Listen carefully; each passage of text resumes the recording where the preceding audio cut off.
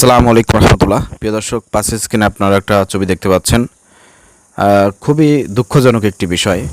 উপদেষ্টা হাসিব নজরুল এবং উপদেষ্টা হাসিব তারা দুজন মিলে এই অপকর্মটি করেছে, যেটা আমরা কিন্তু কখনো আশা করি নাই। দেখেন প্রিয় দর্শক, এখানে আপনি স্ক্রিনে দেখতে পাচ্ছেন গাধার পিঠে উল্টো করে বসানো। এই সিম্বলটি সাধারণ কোনো বিষয় নয়। আপনারা দেখতে পাচ্ছেন এই ছবিটি যার মতনই হোক না কেন, যাকে ব্যঙ্গ করে তৈরি করা হোক না কেন, কিন্তু এই ছবিটার যে প্রতীক অথবা সিম্বল, সেটা কোনো সাধারণ কোনো বিষয় না। এটা হচ্ছে একটা সাধারণত অপমান, লজ্জা বা শাস্তির প্রতীক হিসেবে এটি ব্যবহৃত হয়। ইতিহাসে বিশেষ করে মধ্যযুগে ও প্রাচীন সমাজগুলোর কিছু অংশে এটি অপরাধী, বিশ্বাসঘাতক বা সমাজে অসম্মানিত ব্যক্তিদের লজ্জিত করার জন্য করা হতো। শহরের মধ্যে উল্টো করে গাধার পিঠে বসিয়ে ঘোরানো হতো। আচ্ছা, এই যে সিম্বলটি তৈরি করা হয়েছে, এটি মূলত একটা অপমানজনক। প্রিয় দর্শক, এখন এটা কেন তৈরি করা হলো, কারা তৈরি করেছে, এর পিছনে কোনো গভীর ষড়যন্ত্র আছে কিনা, এই বিষয়টা কিন্তু এখন মুখ্য বিষয়। ঈদ মিছিলের আজকের অবস্থা দেখেন। ঈদের যে মিছিল হয়েছে, সেই মিছিলে এটাকে সারা শহর কিন্তু ঘোরানো হচ্ছে। অনেকেই এটাকে জামাতের আমিরকে করা হয়েছে বলে বলেছেন। হ্যাঁ, অনেকেই বলতেছেন যে এটা জামাতের আমিরকে কেন্দ্র করে, তার মুখে দাঁড়িয়ে আছে সাদা, এরপর তার মুখের সাথে কিছুটা মিল রেখে আপনার এই ছবিটা ব্যঙ্গ আকৃতি তৈরি করা হয়েছে, যাতে সহজে কেউ বুঝতে না পারে। তো যাই হোক, অনেকে অনুমান করতেছে এটা আমির জামাত ডক্টর শফিকুর রহমানকে অপমান করে এটি তৈরি করা হয়েছে। এটা ভাবতেই পারে, কিন্তু আমি দেখতেছি আমরা ভিন্নভাবে একটু দেখার চেষ্টা করব।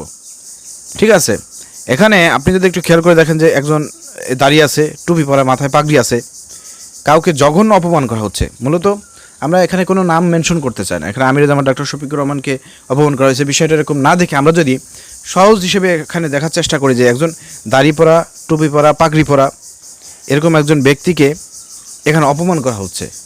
উপদেষ্টা হাসিব এবং আরেক নাটের গুরু ফারুকী পুরো দেশের মানুষকে তৌহিদি জনতার অবস্থান সম্পর্কে কিসের বার্তা দিলেন এবার নিশ্চয়ই বুঝতে পেরেছেন।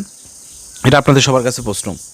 এটা তো করেছে উপদেষ্টা হাসিব এবং ফারুকী, সংস্কৃতি বিষয়ক যিনি উপদেষ্টা আছেন ফারুকী, এরা মিলেমিশেই কিন্তু এই কাজটা করেছে। তারা মূলত এই দাড়ি, টুপি, জুব্বা, পাঞ্জাবি আলা যেসব বাংলাদেশি ইসলামপন্থী মানুষ রয়েছেন, ইসলামী দল রয়েছেন এবং তাহিদি জনতা আছেন, তাদেরকে মূলত অপমান করেছে, তারা অপদস্থ করেছে এবং অসম্মান করতেছে।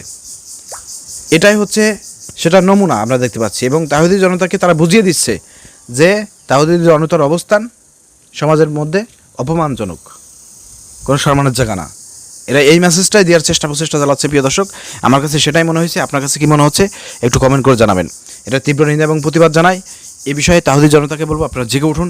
কেন, কি উদ্দেশ্যে, কারা এই ধরনের একটি অপমানজনক সিম্বল তৈরি করে সারা বাংলাদেশে এরকমের দাড়ি, টুপি, জুব্বাওয়ালা মানুষদেরকে অপমান করার প্রচেষ্টা চালাচ্ছে, এর পিছনে কারা আছে, কাদের হাত আছে, কোন উদ্দেশ্য করা হয়েছে, এ বিষয়ে প্রশ্ন তোলা দরকার। আমরা প্রশ্ন করতেছি উপদেষ্টা হাসিব এবং ফারুকের কাছে, আপনারা কেন এই ধরনের সিম্বল তৈরি করেছেন, যেখানে দাড়ি টুপি রয়েছে, পাগড়ি পরা রয়েছে ব্যক্তিদেরকে আপনারা অপমান করতেছেন।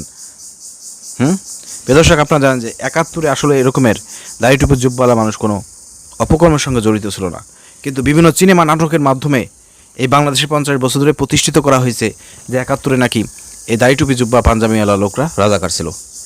বিভিন্ন সিনেমার মাধ্যমে এটা প্রতিষ্ঠিত করা হয়েছে, কিন্তু বাস্তবিক অর্থে কিন্তু এরকম কোনো কিছুই না। তো এইভাবেই কিন্তু আজকে তাহিদি জনতাকে এবং বাংলাদেশের মুসলমানদেরকে এভাবে অপমান করে যাচ্ছে একের পর এক। যারাই ক্ষমতা আসতেছে তারা ক্ষমতার অপব্যবহার করে এ ধরনের কাজ পরিচালনা করেছে। অতএব এদের বিষয়ে আমাদেরকেও অ্যাকশনে যাইতে হবে, কথা বলতে হবে, প্রতিবাদ করতে হবে। প্রতিবাদ করুন, কথা বলুন এবং তাদের কাছে জবাব চান কারা এবং কী উদ্দেশ্যে কেন এই ধরনের প্রতীকী সিম্বল তৈরি করা হয়েছে। ধন্যবাদ। আসসালামু আলাইকুম রহমতুল্লাহ।